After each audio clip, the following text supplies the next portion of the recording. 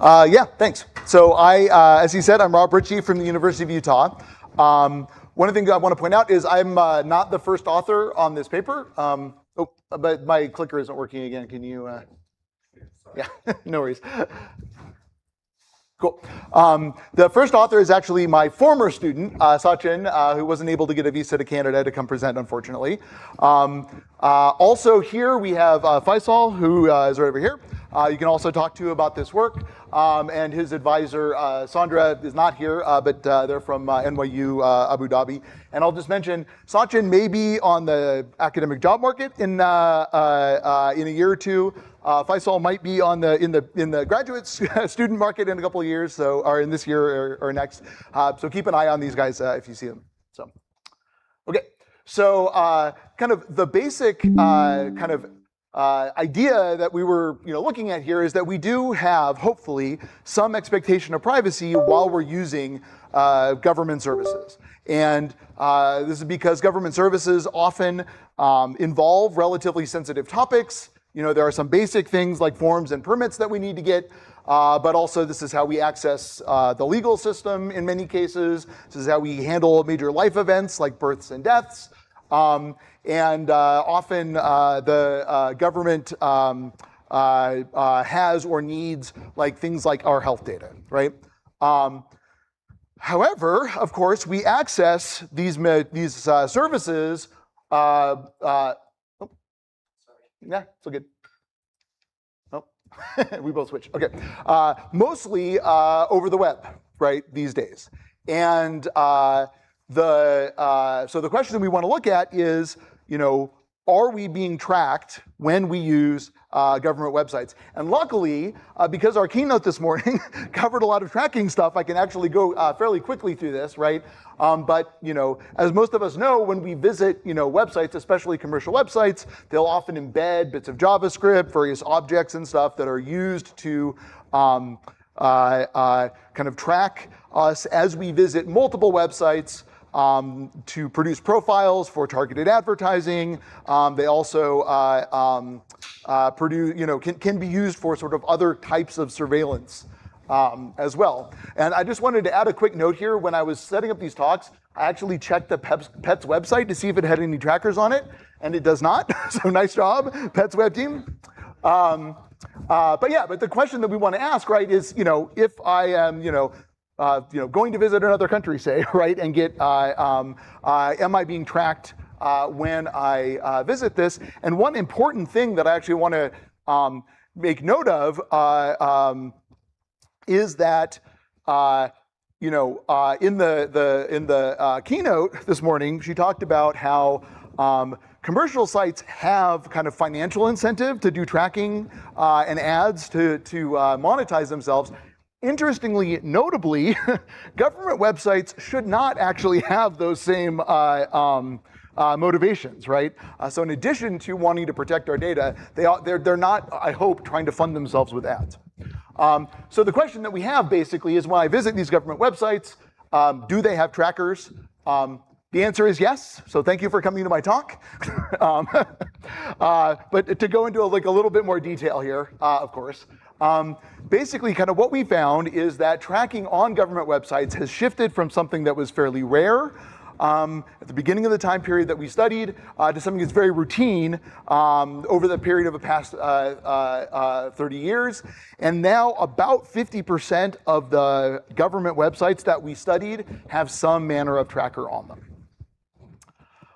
So specifically what we studied is 61 countries around the world, about 16,000 government websites. And then we looked at a period of nearly 30 years from 1996 to 2025. So again, as you heard earlier in the keynote today, the first banner ad may have showed up in 1994. So we're getting very, very close to the beginning of web advertising with this data. So the countries we looked at, this is the map. You can kind of see that they're spread across all the continents. This data set, there was a paper a couple years ago at IMC by Kumar et al. Who produced this list of government websites, mostly focused on national level, also like state-owned entities and things like that. So this is where we get our list of government websites from. how we study gathering data. So, as with the study that was mentioned during the keynote, we used the Wayback Machine on the Internet Archive to go back and look at to get snapshots over this 30-year period. And we used EasyList, which is kind of a community organization. They maintain a bunch of different lists of ad servers and trackers and that kind of stuff. And we use that to identify which embedded objects belong to trackers. So the general trend that we found, as I mentioned earlier, is that near the beginning, practically no trackers. Today, about 50% of government websites have trackers. There have been a couple of kind of specific bumps here. Kind of most recently, starting in 2016, the rate of trackers on government websites went up a lot. That was kind of the global average. If we look at individual regions, so if we look at North America, Canada follows more or less the same pattern that we were looking at on the previous one. And in fact, all of the countries that we studied in North America, including Costa Rica, Mexico, the United States, all have kind of roughly that pattern. I want to show you one other region. Of course, we have many others in the paper. But if we look at a couple of the countries in Europe, so this is Spain, again, similar pattern, though it does end up with a significantly higher number of trackers today than your average country. Others, however, if we look at Germany, they have basically kept trackers off of their website, their government websites for the entire period that we studied. We have some that kind of show up in the middle, like Netherlands. We also see some, though, that have very different patterns. So this is France. And what you can see is that for a while, France actually had more websites with trackers on it than even the 2026 world average, so up in the 60% or something. But around 2014, they seem to have intentionally started removing them, and they're down to practically no trackers on their websites now, as of 2026. So we can see kind of different regions and different countries, even within a region, taking very different kinds of approaches.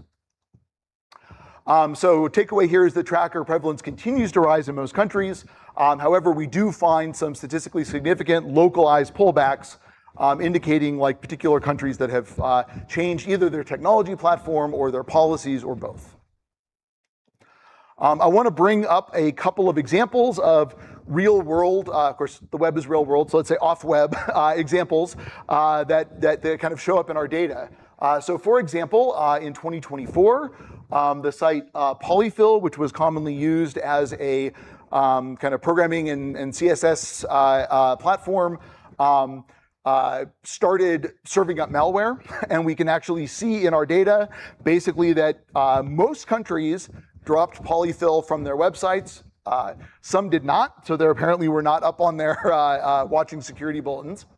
Also in 2022, when Russia invaded Ukraine, we can actually see the American tracking networks come off of Russian government websites. In particular, they completely removed Google Analytics. They completely removed Facebook tracking. Which brings me to another point, which is that these tracking networks are, as they are in general, but for government websites, they are dominated by just a couple of U.S. firms.